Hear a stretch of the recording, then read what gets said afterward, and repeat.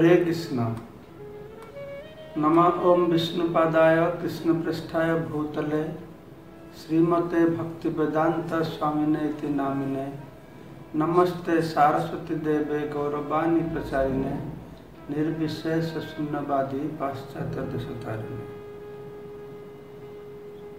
तो आमरा आत्मज्ञान सम्पर्के आलोचना करछि। गत अधिवेशन तो आत्मज्ञान बोले कि बुझाए एवं आत्मज्ञानेर प्रयोजनीयता विशेष करे मनुष्य जीवन आत्मज्ञानेर प्रयोजनीयता ए मनुष्य जन्म के सफल करबार जन्य आत्मज्ञान की भूमिका ग्रहण करेছে से सम्पर्के गत अधिवेशन आमरा आलोचना करेছি। तो आजकेर अधिवेशने आमरा विशेष भावे ये आत्माटी की जिनिस, आत्मा देखते की रकम, तार साइजटा कत, आत्मा आमादेर शरीरे कोथाय अवस्थान करे, आत्मा के आमरा कि करे जानते पारबो, এই সমস্ত বিষয়গুলি নিয়ে আজকে আমরা আলোচনা করব। তো গত অধিবেশনে আমি বলেছিলাম যে আমরা এই আত্মজ্ঞান আত্মা সম্পর্কের জ্ঞান ভগবান শ্রীকৃষ্ণ ভগবত গীতার সাংখ্য যোগের মাধ্যমে যেই জ্ঞান প্রদান করেছেন তার ভিত্তিতেই আমরা এই আত্মজ্ঞান সম্পর্কে আলোচনা করব। তো ভগবান अर्जुन के तार ज्ञान द्वारा सर्वप्रथम शुरू करेছেন এই आत्मज्ञान থেকে आत्मा देहेर मध्य पार्थक्यटी निरूपण करार माध्यमे। ज्ञान शब्देर संज्ञा हच्छे जड़ देह चिन्मय आत्मार मध्य कि पार्थक्य आछे ताके सेटी निरूपण कराके बला हच्छे ज्ञान। एटी हच्छे ज्ञानेर संज्ञा। भगवत गीता अनुसारे मने राखबेन ज्ञानेर संज्ञा आछे जड़ देह और चिन्मय आत्मार मध्य कि पार्थक्य आछे सेटा निरूपण कराके बला आछे ज्ञान। तो भगवान कृष्ण बोलছেন आत्मा सम्पर्के देहिन अस्मिन् यथा देहे, ए देहेर मध्य एक देही अवस्थान करছে। देह और देही, देह हच्छे जड़ शरीर, देही हच्छे ए शरीर मध्य जे आत्मा अवस्थान करছে ताके बला देही। तो जड़ शरीर और देही बा आत्मार मध्य पार्थक्यटी कि ना देहिनस्मिन् यथा देहे कौमारं यौवनं जरा।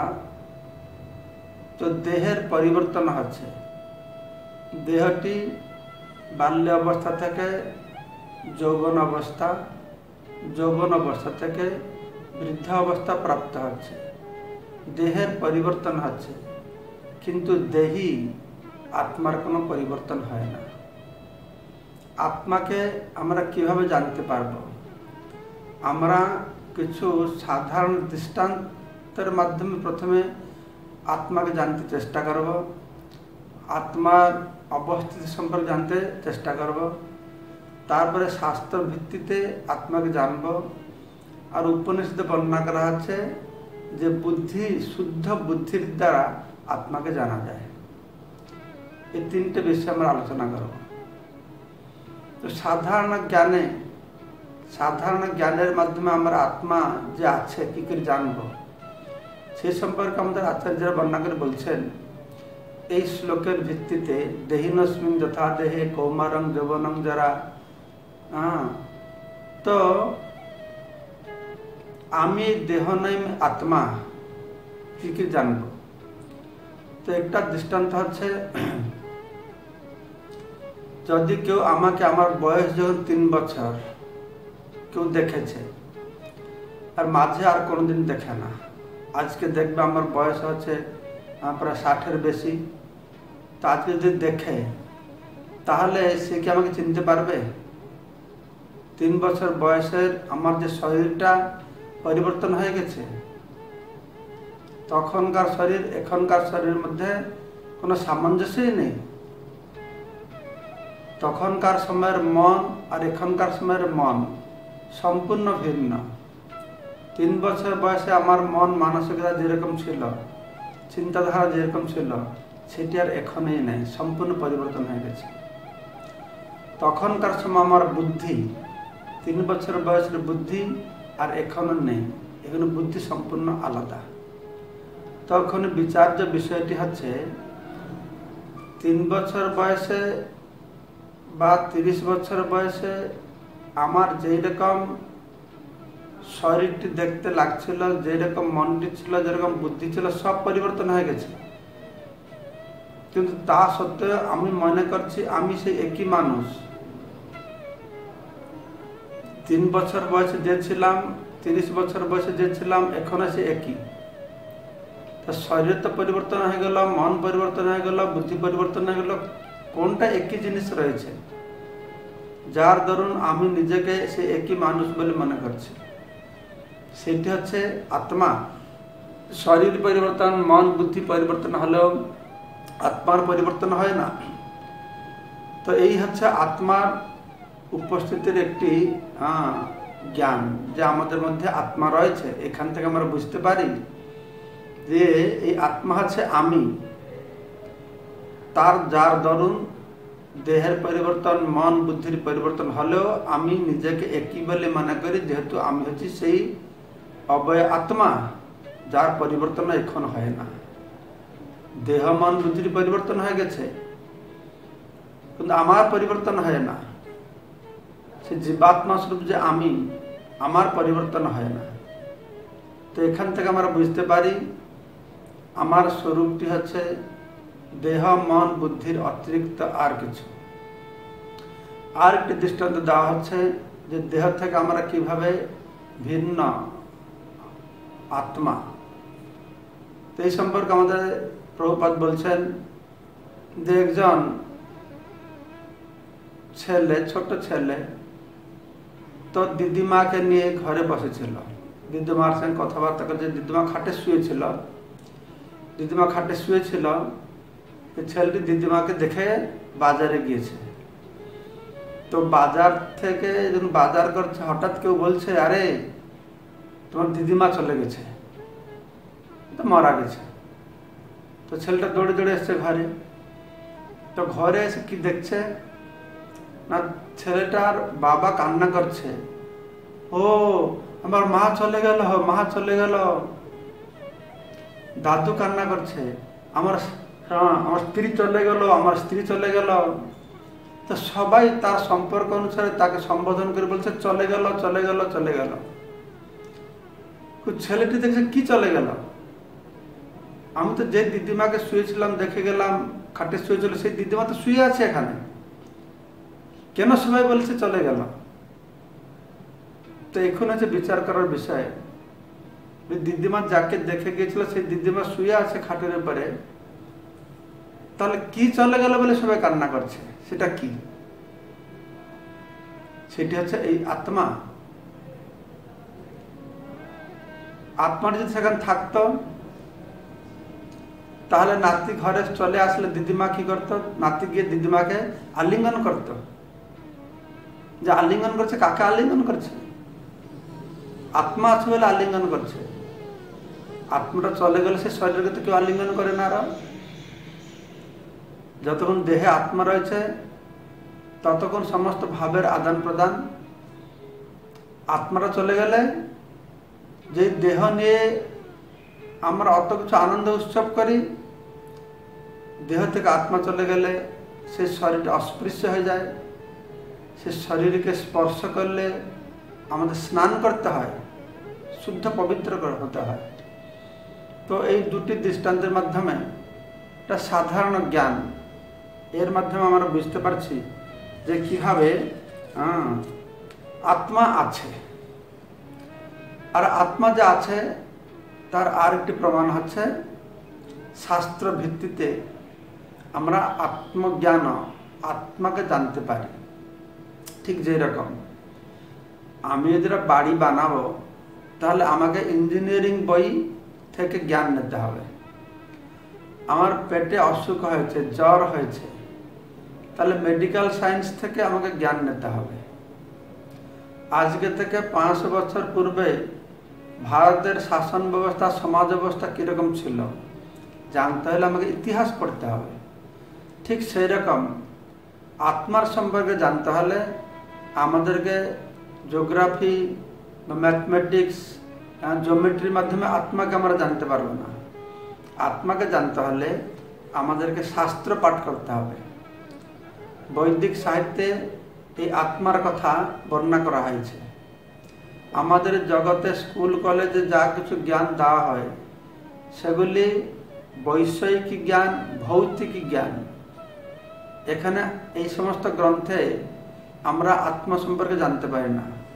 তাই আত্মা সম্পর্কে জানতে হলে দ্বিতীয় উপায়টি হচ্ছে আমরা শাস্ত্র গ্রন্থের আশ্রয় গ্রহণ করব। তারপর আত্মাকে আমরা কী করে জানতে পারি? এখানে মণ্ডুক উপনিষদে বর্ণনা করা আছে 3:1-9 নম্বর শ্লোকে যে আত্মাকে শুদ্ধ বুদ্ধির দ্বারা জানা যায়। আমরা তো আত্মাকে দেখতে পারি না। আত্মা তো অপ্রমেয়, তার সাইজ নেই, বা যে সাইজ আছে সে দেখা যাবে না। তার রংটা কি, তার সাইজ কি, রং কি, কিভাবে আমরা জানবো যে আত্মা আছে? অনেক লোক মনে করে যেটা আমরা না দেখতে পারি তাকে আমরা মানব না। কিন্তু আত্মাকে তো আমরা দেখতে পারি না, তাহলে কি করে মানব?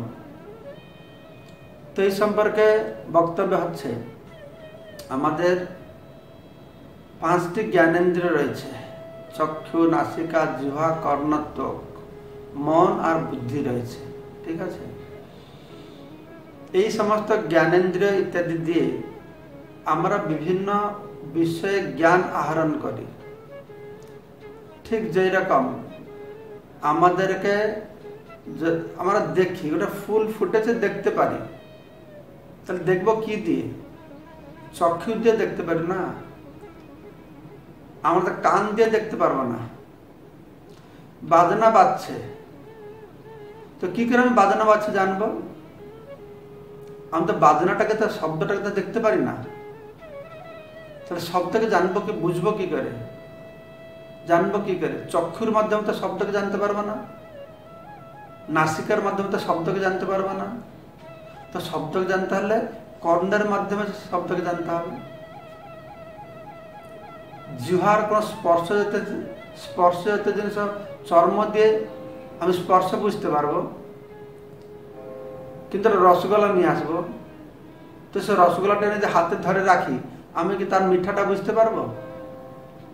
তো সে রসগোল্লাটা যখন জিহ্বাতে স্পর্শ করবো তো জিহ্বার মাধ্যমে বুঝতে পারবো এটা মিঠা না তিতো না টক, বুঝতে পারবো। তো এক একটা ইন্দ্রিয়ের মাধ্যমে আমার এক একটা বিষয়ের জ্ঞান আহরণ করি, এই সত্যটি প্রথমে বুঝতে হবে। সব জিনিস সম্পর্কে দেখার মাধ্যমে আমরা জ্ঞান পাই না। আকাশকে দেখতে পারি না, বায়ুকে দেখতে পারি না, স্পর্শের দ্বারা বায়ুকে বুঝতে পারি, বায়ুর উপস্থিতিকে অনুভব করতে পারি। আকাশ, ইথর রয়েছে যার মধ্যে শব্দ প্রবাহিত হচ্ছে, তার মধ্যে আমরা আকাশ যে রয়েছে বুঝতে পারি। ঠিক সেই রকম আত্মাকে আমরা বুঝবো কি করে? আত্মা তো অতি সূক্ষ্ম, তো আত্মাকে বুঝবো কিভাবে? না শুদ্ধ বুদ্ধির দ্বারা আত্মাকে বোঝা যাবে। যে আত্মা সম্পর্কে ভালোভাবে পুঙ্খানুপুঙ্খ জ্ঞান আহরণ করতে হলে আমাদের শুদ্ধ বুদ্ধির দরকার, শাস্ত্র জ্ঞান দরকার, এবং সাধারণ জ্ঞানের মাধ্যমে এই 3 ভাবে আমরা আত্মার সম্পর্কে জানতে পারছি। তো এখানে এই যে আত্মা, এই আত্মার সাইজটা কতটুকু এই সম্পর্কে শাস্ত্রে বর্ণনা করা হয়েছে। বালাগ্র শতভাগস্য শতধা কল্পিতস্য চ পালাগ্র কেশাগ্র, কেশের অগ্রভাগ আমাদের চুলের অগ্রভাগের শতভাগ করলে আবার তাকে শতভাগ করা হবে, যতটুকু হবে সেটা হচ্ছে আত্মার পরিমাণ, সাইজ। তার মানে কি অত সূক্ষ্ম, এটাকে চোখে তো দেখা যাবে না, তাকে অনুবীক্ষণ যন্ত্রের মাধ্যমেও আমরা দেখতে পাই না। এটাকে বলা হচ্ছে চিৎকণা। ঠিক যেরকম সূর্যের কিরণ, ঠিক সেই রকম আত্মা হচ্ছে ভগবানের অঙ্গের জ্যোতি, ব্রহ্মজ্যোতি। তো এটা স্ফুল্লিঙ্গের মতন, তো সেটি হচ্ছে আত্মা। তো সে আত্মা, জগতে কত আত্মা আছে না অসংখ্য। সূর্যের কত রশ্মি যেরকম গণন করা যায় না, তো আত্মাও ঠিক সেই রকম অসংখ্য আত্মা রয়েছে। তো আত্মাকে বলা হচ্ছে কীরকম না পরমাণু সদৃশ্য। আত্মা হচ্ছে পরমাণু সদৃশ্য। তা আমরা আত্মাকে কী করে বুঝবো জানলাম, আত্মার সাইজটি কীরকম জানলাম, আকারটা কতটুকু জানলাম, আত্মা পরমাণু সদৃশ্য জানলাম। আর আত্মা থাকে কোথায়? এই শরীরের মধ্যে, পেটে থাকে না মাথায় থাকে না কোথায় থাকে? তো এখানে উপনিষদে বর্ণনা করা হচ্ছে প্রাণৈশ্চিত্তম চৈতম সর্বম এতৎ। এই যে আত্মা এই হৃদয়ে অবস্থান করছে, হৃদয়তে পঞ্চবিধ বায়ু রয়েছে, 5 প্রকারের বায়ু রয়েছে। প্রাণ, অপান, সমান, ব্যান, উদান। এই পঞ্চ বায়ুর মধ্যে ভাসমান অবস্থায় আত্মা হৃদদেশে অবস্থান করছে। আর সেই আত্মার লক্ষণটি কি? আত্মার লক্ষণ হচ্ছে চেতনা। প্রতি দেহে মামায় বংশ জীবলোকে জীবভূত সনাতন। এই আত্মাটি কি জিনিস? কৃষ্ণ বলছেন এটি হচ্ছে আমার অংশ। আত্মাটা কি না মামায় বংশ জীবলোকে জীবভূত সনাতন। আমার জীবশক্তির অংশ হচ্ছে এই আত্মা। প্রতি শরীরে একটি একটি আত্মা রয়েছে।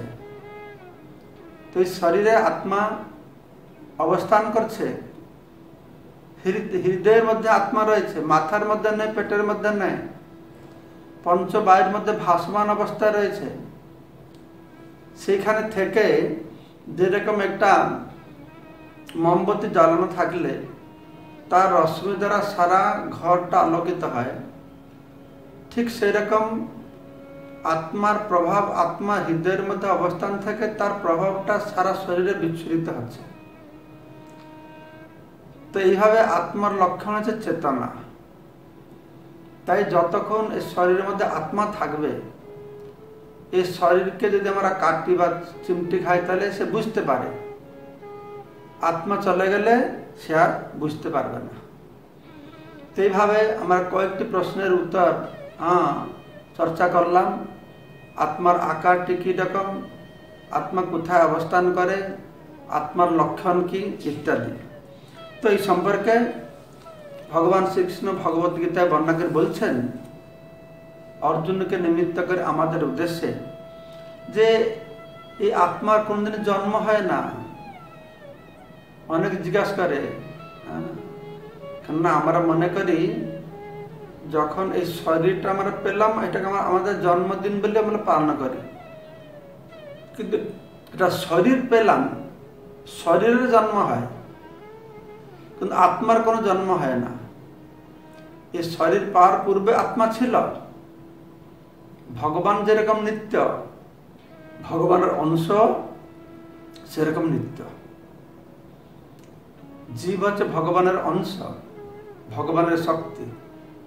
ঠিক যেরকম আমি যেদিন জন্ম হলাম আমার সঙ্গে সঙ্গে আমার অংশ হাতটা সেদিন থেকে হয়েছে। আমি আজকে জন্ম হয়েছে, 1 বছর পর হাতটা হলো কি না, হাত একসঙ্গে রয়েছে। হাতটা হচ্ছে আমার শরীরের অংশ, আত্মা হচ্ছে ভগবানের অংশ। তো ভগবান নিত্যকাল আছেন, আত্মাও সে অনাদিকাল থেকে রয়েছে। আমি যেদিন জন্ম হয়েছি সেদিন থেকে আমার দর্শন করার শক্তিটা সেদিন থেকে আমার সঙ্গে সঙ্গে রয়েছে। তো আত্মা হচ্ছে ভগবানের শক্তি। তো ঠিক সেইভাবে ভগবান যেহেতু অনাদি নিত্য, আত্মা অনাদি নিত্য, এই আত্মার কোনো জন্ম নাই। न जायते मृत्यते वा कदाचित। श्री भगवान कृष्ण बोलছেন आत्मार जन्म নাই मृत्यु নাই, ना भूता भविता वा ना भूय। ये आत्मा कोनो दिन उत्पत्ति হবে না और तार कोनो वृद्धि হবে ना। अजनित्य शाश्वतयम पुराण न हन्यते हन्यमाने शरीरे। এটাকে জানা হচ্ছে এই আত্মাকে জানা। অজ তার কোনো জন্ম নেই, অনাদিকাল থেকে আত্মা রয়েছে। আত্মা হচ্ছে নিত্য শাশ্বত পুরাণ ন হন্যতে হন্যমানে শরীরে। শরীরকে হত্যা করা যেতে পারে কিন্তু এই আত্মাকে কোনোদিন হত্যা করা যেতে পারবে না। মনুষ্য শরীর ছেড়ে এটা শরীর ছেড়ে আত্মা আর শরীর প্রবেশ করে। দেহিনস্মিন যথা দেহে কৌমারং যৌবনং জরা তথা দেহান্তর প্রাপ্তি। মৃত্যুটা কি জিনিস? মৃত্যুটার কোনো কিছু নয়। আত্মা একটা শরীরকে পরিত্যাগ করে আর একটা শরীরকে গ্রহণ করছে। আর আমাদের সারা জীবন তো মৃত্যু হচ্ছে। বৈজ্ঞানিকরা বলে প্রতি 7 বছরে নাকি শরীরের সমস্ত কোষগুলি পরিবর্তন হয়ে যায়। প্রতিনিয়ত আমাদের মৃত্যু হচ্ছে। যেরকম বলা হচ্ছে যেহিন্নস্মিন যথাতে কৌমারং যৌবনং জরা। এই আত্মা ভিতরে রয়েছে, শরীরের পরিবর্তন হচ্ছে কৌমার অবস্থা থেকে যৌবন অবস্থা, যৌবন অবস্থা থেকে বৃদ্ধ অবস্থা। যেভাবে হচ্ছে ঠিক সেইভাবে তথা মানে সেইভাবে দেহান্তর দেহ প্রাপ্তি। যেন আত্মা বাল্য শরীরকে পরিত্যাগ করে যৌবন শরীর ধারণ করছে, যৌবন শরীরকে পরিত্যাগ করে বৃদ্ধ শরীর ধারণ করছে। ঠিক তদ্রূপ এই বৃদ্ধ শরীর যখন আর এই শরীরের মধ্যে থাকার উপযুক্ত সামর্থ্য থাকে না শরীরে, তথা দেহান্ত ঠিক সেইভাবে দেহ অন্তর দেহ প্রাপ্তি। একটা দেহকে পরিত্যাগ করে আর একটা দেহ গ্রহণ করে আত্মা। ধীরস্তত্র ন মুহ্যতি। তাই মৃত্যুতে যারা স্থিতপ্রজ্ঞ ব্যক্তি তারা বিমোহিত হয় না, কারণ তারা জানে যে আত্মার মৃত্যু নেই। আমার বাবার মৃত্যু নেই, মার মৃত্যু নেই, দাদার মৃত্যু নেই, আমার মৃত্যু নেই। যাকে আমি ভালোবেসেছি বাবা বলে, মা বলে, দাদা বলে, তাকে কি আমি কোনদিন দেখেছি? তার শরীরটাকে দেখেছি, সে তো চিন্ময় আত্মা রয়েছে। এইভাবে আত্মা কি করছে না একটা শরীর পরিত্যাগ করে আর একটা শরীরকে গ্রহণ করছে। কি শরীরকে পরিত্যাগ করছে? একটা জরা জীর্ণ অযোগ্য শরীরকে পরিবর্তন করে নতুন শরীর পাচ্ছে। তাই গীতায় বর্ণনা করে বলা আছে পাঞ্চাশি জীর্ণানি যথা বিহায় নবানি গৃহ্ণাতি নরপরাণি তথা শরীরানি বিহায় জীর্ণান अन्नानि संजाति नवानि देहि पांचाशि जन्नानि যথা বিহায়। যেভাবে কোনো কাপড় জীর্ণ শীর্ণ হয়ে গেলে তাকে পরিত্যাগ করে, জীর্ণ বস্ত্রকে পরিত্যাগ করে নতুন বস্ত্র পরিধান করে। কোনো আমাদের কাপড় পড়েছে ময়লা হয়ে গেল, পুরনো হয়ে গেল, সেটাকে পরিত্যাগ করে নতুন কাপড় আমরা পরিধান করি। এই দেহি আত্মা ঠিক তদ্রূপ কি করে না এই অযোগ্য জীর্ণ শীর্ণ পুরনো শরীরকে পরিত্যাগ করে সে নতুন দেহ ধারণ করে। এই যে ধীরস্তত্র ন মুহ্যতি, যারা স্থিতপ্রজ্ঞ ব্যক্তি, এটাকে বলা হচ্ছে আত্মজ্ঞান। তাই আত্মজ্ঞানের উদয় হলে কেউ মোহিত হয় না। সে তো বুঝছে কেউ মৃত্যুতে সে কেন মোহিত হবে। সে তো জানে যে এই আত্মার মৃত্যু নেই, সে কোনদিন বিমোহিত হয় না। কারণ আত্মাকে কোনদিন নৈনং ছিন্দন্তে শস্ত্রাণি। আত্মাটা অত সূক্ষ্ম, তাকে অস্ত্র দিয়ে কি করে কাটবে? নৈনং ছিন্দন্তে শস্ত্রাণি ন হচ্ছে এনং দহতি পাবক। কার মৃত্যু হলে তাকে নিয়ে আমরা শ্মশানে পুড়ে দিচ্ছি। কিটা পড়ছে? দেহটা পড়ে যাচ্ছে, মন বুদ্ধি পড়ছে না, আত্মা পড়ছে না। ন এ নং দহতি, তো একে আগুন জ্বালাতে পারে না। ন চ নং ক্লেদন্তি আপহ, आत्मा के जले भिजानो जाबे ना, न शोषयति मारुतः, आत्मा के वायु दिए सुखानो जाबे ना। अर्थात कि हच्छे एखाने এই যে আমাদের জল রয়েছে, বায়ু রয়েছে, এই সব কিছু দ্বারা এই আত্মা প্রভাবিত হচ্ছে না। সেজন্যকে বলা হচ্ছে অচ্ছেদ্য অয়ম অদায়ম অক্লেদ্য অশস্য এব চ নিত্য সর্বগত স্থান। এই আত্মা হচ্ছে নিত্য। তো এইভাবে ভগবান শ্রীকৃষ্ণ এই আত্মার সম্পর্কে কয়েকটি সূচনা দিয়েছেন, যেখান থেকে আমরা বুঝতে পারছি যে আত্মা কিভাবে দেহ থেকে ভিন্ন, আত্মাটি মন থেকে ভিন্ন, আত্মাটি বুদ্ধি থেকে ভিন্ন, এসব কিছুর ঊর্ধ্বে হচ্ছে আত্মা। তো আত্মজ্ঞান হলে কি হবে না, আমরা যথার্থ আনন্দ পাব। এখন আমাদের দেহাত্ম বুদ্ধি, এই দেহকে আমি বলে মনে করি, দেহটা সুখ পায়, মনটা শান্তি পায়, তাই এই সুখ শান্তিতে আত্মার কোনো যায় আসে নাই। কারণ আত্মা হচ্ছে মন থেকে বুদ্ধি থেকে মন থেকে দেহ থেকে ভিন্ন। তা আত্মার কি দরকার না, আত্মার আনন্দ দরকার। তো যে আত্মা আনন্দ পাবে কি করে, সেটা অন্বেষণ করতে হবে। তাই সারা জগতের মানুষ অত জ্ঞান বুদ্ধি পেয়েও, অত উন্নত তথাকথিত সভ্য মানুষ হয়েও তারা দুঃখে জর্জরিত হয়, কারণ আত্মজ্ঞানের অভাব রয়েছে। তো আত্মা আছে আমাদের স্বরূপ চিন্ময় আত্মা। তো আত্মা দুই প্রকারের রয়েছে, আমাদের মধ্যে দুটি আত্মা রয়েছে, এটা জীবাত্মা আর এটা হচ্ছে পরমাত্মা। বৈদিক সাহিত্যে মনকে আত্মা বলে বলা হয়, দেহকে আত্মা বলে বলা হয়, ইন্দ্রিয়কে আত্মা বলে বলা হয়, বিভিন্ন জায়গায় শব্দের ব্যবহার করা হয়েছে। কিন্তু মুখ্যতঃ আমাদের আত্মা আর পরমাত্মা। তা আগামীকালকে আমরা পরমাত্মার সম্পর্কে আলোচনা করব। তো যে দুটো আত্মা আছে, একটি বলে জীবাত্মা আর একটি হচ্ছে পরমাত্মা। তো আত্মজ্ঞান মানে শুধু জীবাত্মাকে জানা আত্মজ্ঞানের পূর্ণতা নয়।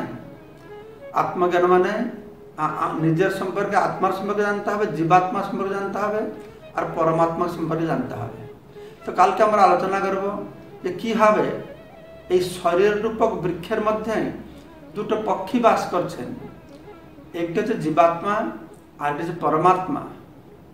এই জীবাত্মার পক্ষীটি কি করছে, পাখিটা কি করছে, এই পাখিটা ফল খাচ্ছে, কিন্তু পরমাত্মা কোনো ফল খাচ্ছে না।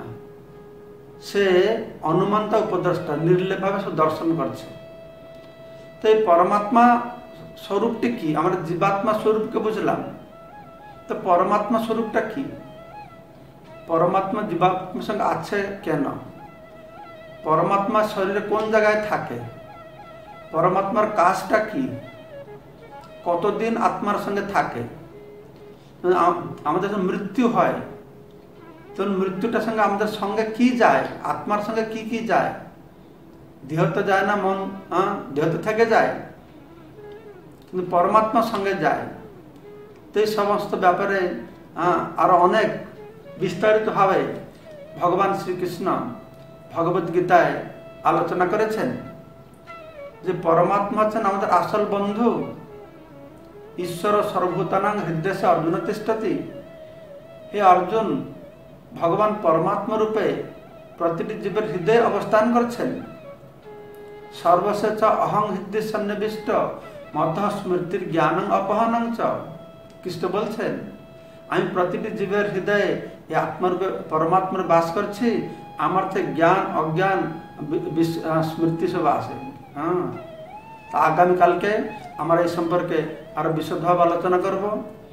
আজকের জন্য আমরা এখানে এই প্রসঙ্গকে বিশ্রাম দিচ্ছি। আজকে এই আত্মার সম্পর্কে জানলাম, আগামীকালকে বিশেষভাবে আমরা পরমাত্মা সম্পর্কে জ্ঞান হব। হরে কৃষ্ণ। আপনাদের সবাইকে অশেষ ধন্যবাদ এই কথা আলোচনায় যোগদান করবার জন্য। সবাইকে আন্তরিক ধন্যবাদ কৃতজ্ঞতা জ্ঞাপন করে আমি আমার বক্তব্য আজকের জন্য এখানে সমাপ্ত করছি। হরে কৃষ্ণ কৃষ্ণ কৃষ্ণ হরে হরে, হরে রাম রাম রাম